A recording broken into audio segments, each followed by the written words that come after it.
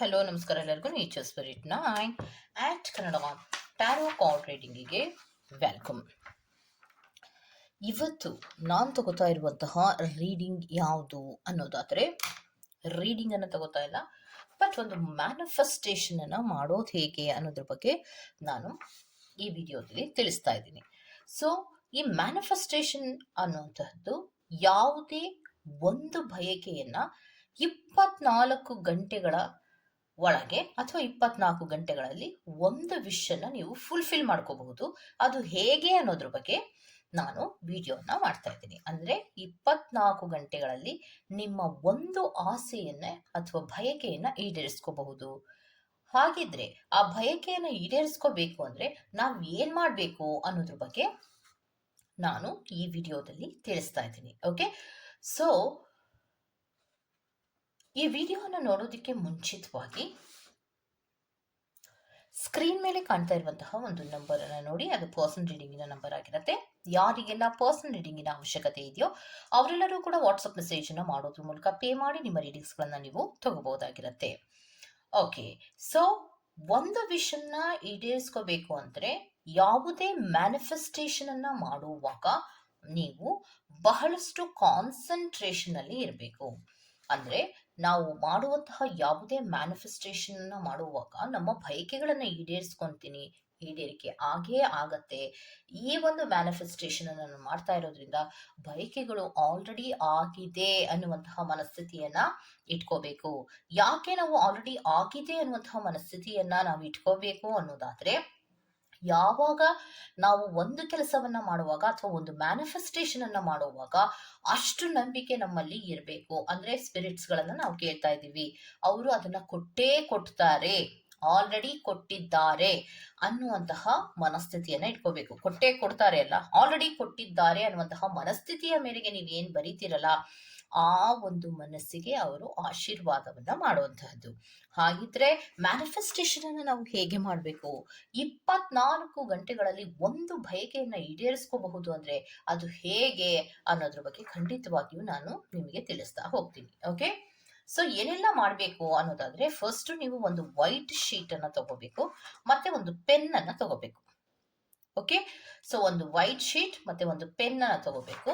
ಮನಸ್ಥಿತಿಯನ್ನ ಮತ್ತೆ ನೀವಿರುವಂತಹ ಪ್ಲೇಸ್ ಅನ್ನ ಕ್ಲೈನ್ಸ್ ಮಾಡ್ಕೋಬೇಕು. ಕ್ಲೈನ್ಸ್ ಅಂದ್ರೆ ಏನು?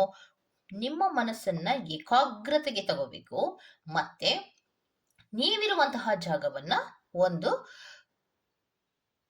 ಗನ್ನದ ಕಡ್ಡಿಯ ಸಹಾಯದಿಂದಲೋ ಅಥವಾ ಒಂದು ಧೂಪದ ಸಹಾಯದಿಂದಲೋ ನೀವು ಅದನ್ನ ಕ್ಲೈನ್ಸ್ ಮಾಡ್ಕೋಬೇಕು. ತದನಂತರದಲ್ಲಿ ನಾನು ಹೇಳುವಂತಹ ಮೆಥಡ್ ಅನ್ನ ನೀವು ಯೂಸ್ ಮಾಡ್ತಾ ಹೋಗ್ಬೇಕು. ಓಕೆನಾ? ಸೊ ಆ ಮೆಥಡ್ ಹೇಗೆ ಮಾಡೋದು ಅದನ್ನ ನೋಡೋದಕ್ಕೆ ರೆಡಿ ಇದ್ದೀರಲ್ವಾ? ಓಕೆ, ಸೊ ಮ್ಯಾನಿಫೆಸ್ಟೇಷನ್ಸ್ ಅನ್ನ ಮಾಡುವಾಗ ಒಂದು ಶೀಟ್ ಅನ್ನ ನೀವು ತಗೊಂಡಿರ್ತೀರಾ. ಆ ಶೀಟ್ ಅನ್ನ ತಗೊಂಡ ತದನಂತರದಲ್ಲಿ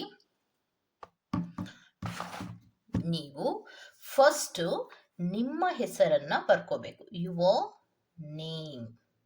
ಓಕೆ, ಫಸ್ಟ್ ನಿಮ್ಮ ಹೆಸರನ್ನ ಬರ್ಕೋಬೇಕು. ಕಾಣಿಸ್ತಾ? Your name. Okay, next manifestation ಮಾಡುವಾಗ ನಿಮ್ಮ ಬಯಕೆಗಳು ಹೇಗೆ ಈಡೇರುತ್ತೆ? ನೀವು ಒಂದು ಸ್ವಿಚ್ ಕೋಡ್ ಅನ್ನ ಹಾಕಬೇಕು. 72184228 ಅನ್ನುವಂತಹ ಒಂದು ಸ್ವಿಚ್ ಕೋಡ್ ಅನ್ನ ನೀವು ಹಾಕಬೇಕು. ಓಕೆ, ಸೊ ತದನಂತರದಲ್ಲಿ ನಿಮ್ಮ ವಿಶ್ ಏನು ಅನ್ನೋದನ್ನ ಬರಿಬೇಕು.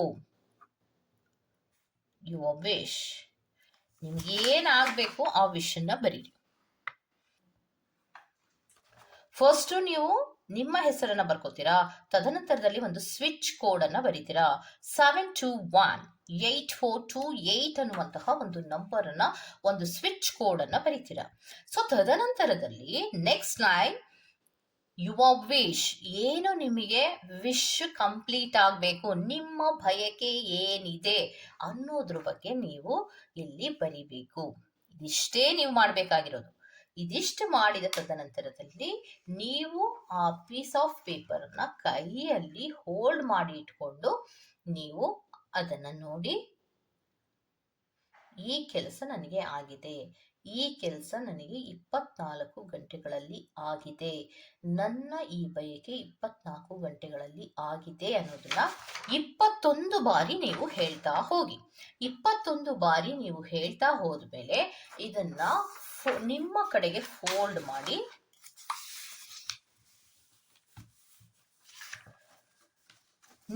ಇದನ್ನ ಫೋಲ್ಡ್ ಮಾಡಿಕೊಂಡು ನಿಮ್ಮ ಪಾಕೆಟ್ ಅಲ್ಲಾದ್ರೂ ಸರಿ ಅಥವಾ ನೀವಿರುವಂತಹ ಜಾಗದಲ್ಲಿ ಇಟ್ಕೊಳ್ಳಿ. ಓಕೆ, ಇಷ್ಟನ್ನೇ ನೀವು ಮಾಡಬೇಕಾಗಿರೋದು. ಬೇರೆ ಯಾವುದೇ ಕೆಲಸವನ್ನ ನೀವು ಮಾಡುವಂತಹ ಅಗತ್ಯ ಏನೂ ಇಲ್ಲ.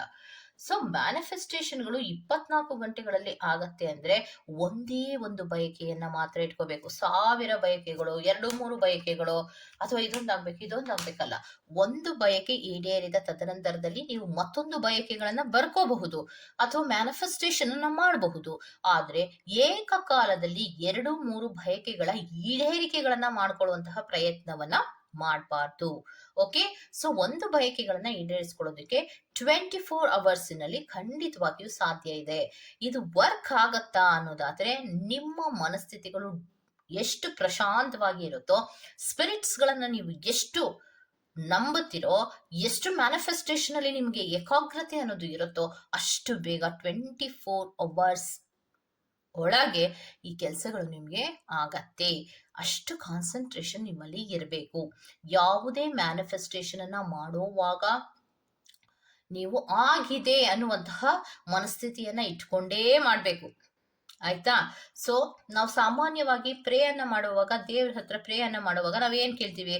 ದೇವ್ರೇ ನನ್ಗೆ ಇದನ್ನ ಕೊಡಪ್ಪ, ನನ್ಗೆ ಅದನ್ನ ಕೊಡಪ್ಪ, ಸೊ ನನ್ನ ಬಯಕೆನ ಈಡೇರ್ಸಪ್ಪ ಅಂತ ಕೇಳ್ತಿರ್ತೀವಿ. ಸೊ ಆದ್ರೆ ಮ್ಯಾನಿಫೆಸ್ಟೇಷನ್ ಗಳನ್ನ ಮಾಡುವಾಗ ಆ ರೀತಿ ಅಲ್ಲ. ಸೊ ಸ್ಪಿರಿಟ್ಸ್ ಗಳಿಗೆ ನೀವು ಆಲ್ರೆಡಿ ಥ್ಯಾಂಕ್ಸ್ ಅನ್ನ ಹೇಳ್ಬಿಡ್ಬೇಕು. ಈಗ ಫಾರ್ ಎಕ್ಸಾಂಪಲ್, ನಾನು ನಿಮ್ಮನ್ನ ನಂಬಹುದಾ ಅಂತ ಕೇಳೋದಕ್ಕೂ ಒಬ್ಬ ವ್ಯಕ್ತಿಗೆ ನಾನು ನಿಮ್ಮನ್ನ ಅತಿಯಾಗಿ ನಂಬಿದ್ದೇನೆ, ನೀವು ಹೇಗೆ ಮೋಸ ಮಾಡೋದಕ್ಕೆ ಸಾಧ್ಯನೇ ಇಲ್ಲ ಅಂದಾಗ ಆ ವ್ಯಕ್ತಿಯ ಮನಸ್ಸಿನಲ್ಲಿ ಏನೋ ಒಂದು ಬದಲಾವಣೆ ಅನ್ನೋದು ಆಗತ್ತೆ. ಹೌದಲ್ವಾ? ಹಾಗೆ ನಾವು ಸ್ಪಿರಿಟ್ಸ್ ಗಳನ್ನ ನಂಬಹುದಾ? ಸ್ಪಿರಿಟ್ಸ್, ನೀವು ನನಗೆ ಇದನ್ನ ಕೊಡ್ತೀರಾ ಸ್ಪಿರಿಟ್ಸ್ ಅನ್ನೋದಲ್ಲ, ಕೇಳೋದಲ್ಲ. ನೀವು ನನಗೆ ಕೊಡ್ತೀರಾ. ನಾನು ನಿಮ್ಮ ಮಗು, ಯೂನಿವರ್ಸಿನ ಒಂದು ಪುಟ್ಟ ಮಗು ನಾನು. ನನ್ನೆಲ್ಲ ಬಯಕೆಗಳನ್ನ ನೀವು ಈಡೇರಿಸ್ತಾ ಬಂದಿದ್ದೀರಾ. ನಾನು ಬರೆದಿರುವಂತಹ ಈ ಬಯಕೆಯನ್ನ ಕೂಡ ಈಡೇರಿಸಿದ್ದೀರಾ. ಅದಕ್ಕೆ ನಾನು ಕೃತಜ್ಞತೆಗಳನ್ನ ಅರ್ಪಿಸ್ತೀನಿ ಅನ್ನುವಂತಹ ಒಂದು ಆಲೋಚನೆಗಳನ್ನ ಮಾಡಿಕೊಂಡು ನೀವು ಬರೆದಾಗ ಖಂಡಿತವಾಗಿಯೂ ಇದು 24 ಅವರ್ಸ್ನಲ್ಲಿ ಈ ಒಂದು ಬಯಕೆಗಳು ಖಂಡಿತವಾಗಿಯೂ ಈಡೇರತ್ತೆ. ಓಕೆ, ಇದನ್ನ 24 ಗಂಟೆಗಳ ಒಳಗೆ ನಿಮ್ಮ ಬಯಕೆಗಳನ್ನ ಈಡೇರಿಸಿಕೊಳ್ಳುವಂತಹ ಒಂದು ಸುಲಭ ವಿಧಾನವಾಗಿರತ್ತೆ. ಇದನ್ನ ನಂಬಿಕೆ ಇಟ್ಟು ಯಾರೆಲ್ಲ ಮಾಡ್ತೀರೋ ಅವರಿಗೆಲ್ಲರಿಗೂ ಕೂಡ ಖಂಡಿತವಾಗಿಯೂ ಈ ವಿಶ್ ಕಂಪ್ಲೀಟ್ ಆಗತ್ತೆ. ಓಕೆ, ಸೊ ವಿಶ್ಗಳನ್ನ ಕಂಪ್ಲೀಟ್ ಮಾಡ್ಕೊಳ್ಳುವಾಗ ಮನಸ್ಸನ್ನ ಏಕಾಗ್ರತೆಯಲ್ಲೇ ಇಟ್ಕೊಂಡೇ ಮಾಡ್ಕೊಳ್ಳಿ. ಖಂಡಿತವಾಗಿ ಇದರಲ್ಲಿ ಯಾವುದೇ ಅನುಮಾನವನ್ನ ಇಟ್ಕೊಳ್ಳದಿರ ಮಾಡ್ತಾ ಹೋಗ್ಬೇಕಾಗತ್ತೆ. ಓಕೆ, ಸೊ ಮನುಷ್ಯರ ಮೇಲೆ ಅನುಮಾನವನ್ನ ಪಡಬಹುದು, ದೇವರ ಮೇಲೆ ಅನುಮಾನವನ್ನ ಪಡೋದಾಗ್ಲಿ ಅಥವಾ ಸ್ಪಿರಿಟ್ಸ್ ಗಳ ಮೇಲೆ ಅನುಮಾನವನ್ನ ಪಡೋದಾಗ್ಲಿ, ಇದ್ಯಾವುದನ್ನು ಇಟ್ಕೊಳ್ಳದೆ ಖಂಡಿತವಾಗಿಯೂ ಮಾಡಿದಾಗ ನೀವೇನು ಪ್ರಕೃತಿಗೆ ಕೊಟ್ಟಿರ್ತೀರೋ ಅದೇ ಪ್ರಕೃತಿ ನಿಮಗೆ ತೆರಿಗೆ ವಾಪಸ್ ಕೊಡುತ್ತೆ. ಸೊ ಅದೇ ರಿಸಲ್ಟ್ ಸಕ್ಸಸ್ ಆಗಿರುತ್ತೆ. ಓಕೆ, ಸೊ ಇದಿಷ್ಟು ಒಂದು 24 ಅವರ್ಸಿನ ಮ್ಯಾನಿಫೆಸ್ಟೇಷನ್ ಬಯಕೆಗಳನ್ನ ಈಡೇರಿಸಿಕೊಳ್ಳುವ ಸುಲಭ ವಿಧಾನ ನಿಮ್ಗೆ ಇಷ್ಟ ಆಗಿದ್ರೆ ದಯವಿಟ್ಟು ಸಬ್ಸ್ಕ್ರೈಬ್ ಮಾಡಿ, ಪಕ್ಕದಲ್ಲಿ ಇರುವಂತಹ ಬೆಲ್ ಐಕಾನ್ ಅನ್ನ ಪ್ರೆಸ್ ಮಾಡಿ. ನಾನು ನಿಮ್ಮನ್ನ ಮತ್ತೊಂದು ರೀಡಿಂಗ್ ಸಿಗ್ತೇನೆ ಅಂತ ಹೇಳ್ತಾ ಅಲ್ಲಿವರೆಗೂ ಚೆಕ್. ಬಾಯ್.